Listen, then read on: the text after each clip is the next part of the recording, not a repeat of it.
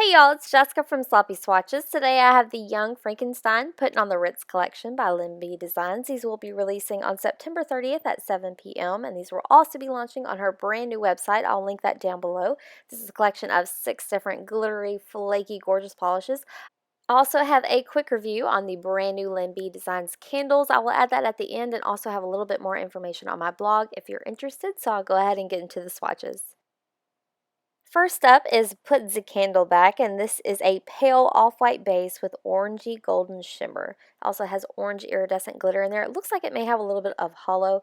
This is one of my favorite polishes in this collection. I'll go ahead and show you a brush shot, and I'll show you how to put the candle back swatched on my natural nail.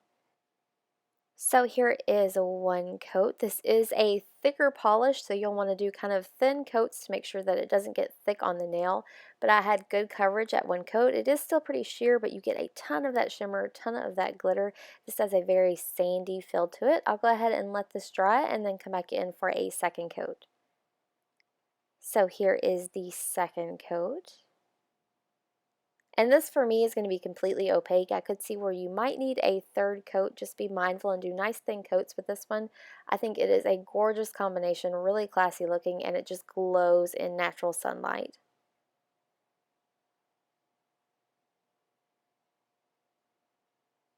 So here is a look at the completed mani before top coat. This one does dry down fairly kind of textured. You'll probably want a nice good top coat to smooth it all out. Here's a view from another angle and direct sunlight, and this seriously kills me. It's so pretty. This is my swatch photo under artificial lighting, and once more at an angle in direct sunlight. Next up is Ovaltine, and this is described as a taupey tan base with a hint of tonal shimmer, hollow shimmer, and a hint of brown micro glitter. This one is straight up beachy to me, very pretty. It almost looks similar to Put the Candle Back, but they are two very different polishes. I'll go ahead and show you a brush shot, and I'll show you how Ovaltine swatched on my natural nail. So here is one coat. Again, this one starts out pretty sheer. It also is a little bit gritty from all of the glitter, but not terribly so. This is one quick coat. I'll let that dry and come back in for a second coat. So here is the second coat. This one is going to dry down a tiny bit textured as well. It really looks like sand, like glittering, glistening sand on the nail. Two coats doesn't quite bring this one opaque for me, so I'm going to let this dry and come back in for one more coat. Here is the third coat. I feel like this kind of maybe could have gotten away with 2, but 3 really makes it completely opaque.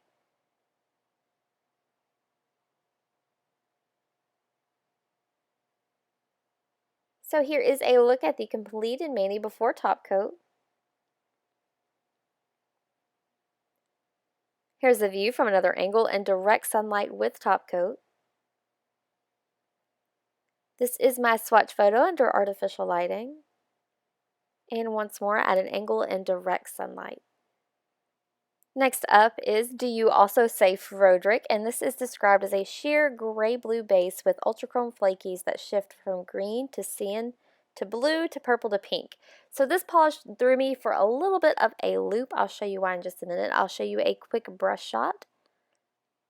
And I'll show you how Do You Also Say Froderick swatched on my natural nail. Now this polish is extremely sheer. You do get a ton of flakes, but here's one coat. It goes on really smoothly. I had no problem with flakes hanging off or anything. I just needed to manipulate them to spread them out a little bit, but it is extremely sheer. So I'll go ahead and show you what a second coat looks like. And this does build that base up. The base is gorgeous. Like at an angle, it looks blue, but you can obviously see through it here. It's not anywhere near opaque for me at 2 coats, so I am going to do another coat.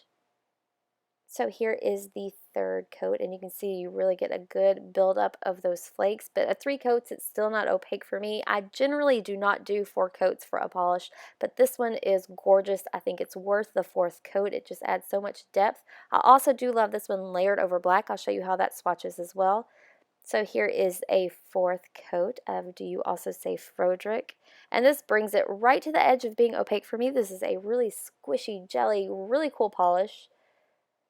It did get a little bit thick on my nail though, so that may be something that you want to watch out for. Here is a look at the completed mani before top coat.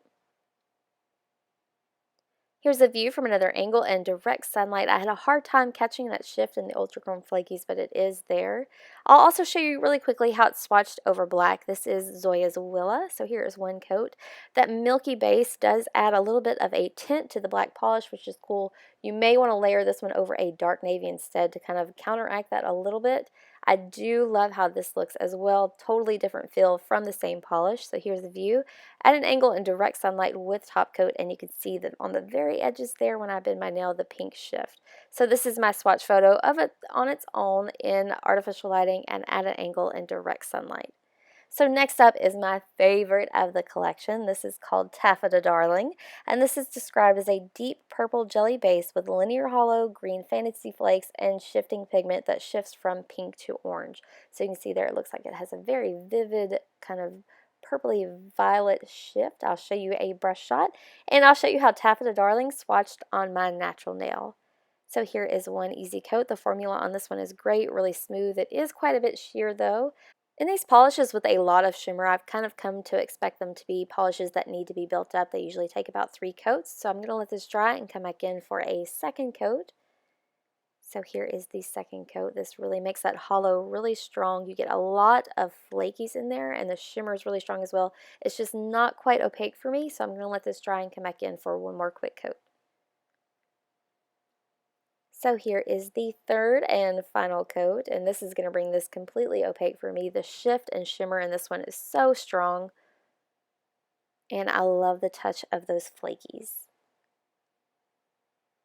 So here is a look at the completed mani before top coat. This is a very glowy, shimmery, gorgeous polish. I can't say enough good things about it. Here's a view from another angle in direct sunlight. This is my swatch photo under artificial lighting. And once more at an angle in direct sunlight. Next up is Abby Something, and this is another one that threw me for a little bit of a loop. This is described as a deep berry base with rainbow chameleon flakies, teal shimmer, and a hollow micro shredded glitter. So this is really gorgeous in the bottle. I'll go ahead and show you a brush shot, and I'll show you how Abby Something swatched on my natural nail. This is another polish that's going to be really sheer. I think I ended up doing 4 coats, and it is worth it. Really gorgeous payoff. It's just one that you're really going to have to work, or you can use it as a topper. So here is one easy coat. I got lots of flakes, lots of shimmer. It's just really sheer. So I'm going to let this dry and come back in for another coat. So the second coat adds even more of that hollow shredded glitter, more of that shimmer. It makes it a deep kind of berry maroon shade. This is a really pretty combination. I'm going to let this dry and come back in for another coat. So at 3 coats, it's just not quite opaque for me. The shimmer does help it look a little bit more opaque than it is, especially as you twist and turn, but it really could have used another coat. I ended up stopping here, so here is a look at the completed mani before top coat.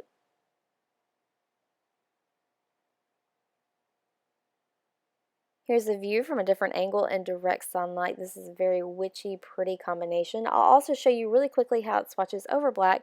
So this is Zoya's Willa, and one coat is gorgeous. It's a perfect topper. You do get a completely different feel than I think what the polish was really intended for, but that shift is strong still. You get a lot of that teal there. So here's how it looks over black in direct sunlight with top coat. You can see the purple right around the edges when I lift my nail. This is my swatch photo of it alone at an angle in artificial lighting, and once more over black at an angle in direct sunlight. So lastly, today I have Quiet Dignity and Grace, and this is described as an intense black galaxy hollow and regular black hollow glitter in a black jelly base with hollow shimmer. So a lot going on in this one. It's a very pewter kind of, it does feel like a galaxy in a bottle. It has so much going on, different size glitters. I love the large black hollow glitters, really pretty. So here is one coat. This is what I would think of as a micro glitter polish. So one coat, it's not completely opaque, but I did get a good amount of coverage. I'm going to let this dry and then come back in for one more coat. So here is the second coat. This does build this up quite a bit, but it's just on the edge of being opaque for me. So I'm going to let this dry and come back in for one more coat. I had no problems at all with this formula. It wasn't thick or chunky on me at all. So here is a quick thin third coat, and this is going to bring this one completely opaque for me. It will, of course, dry down very textured. You'll want a nice glitter-eating top coat. I love the combination of the different size glitters in this, though. So here is a view at the completed mani before top coat.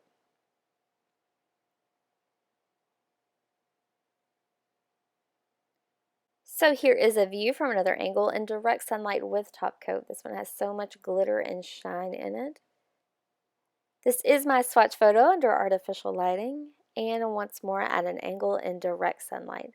So lastly, I just really quickly want to touch on the candle. I will have more information on my blog, but I received the orange chai tea scent, and it smells really delicious. You get lots of hints of cinnamon in there, and I also got an amazing amount of burn time. I think I've burned it for 10 hours so far, and I still have a little over a third of the candle left. I'm really impressed with these. So that wraps up my swatch and review of the Young Frankenstein Puttin on the Ritz collection. This entire collection will retail for $35, so really affordable. That's one thing that I think LynB Designs does really well. She makes amazing collections that are really affordable. So if you're just getting into indies or thinking about it, she's a great place to start. If you'd like more photos, I do have those available on my blog at sloppyswatches.wordpress.com, or you can follow me on Instagram at sloppyswatches. I will link LynB Designs' social media and storefront down below. So thanks so much for watching, guys. See you next time.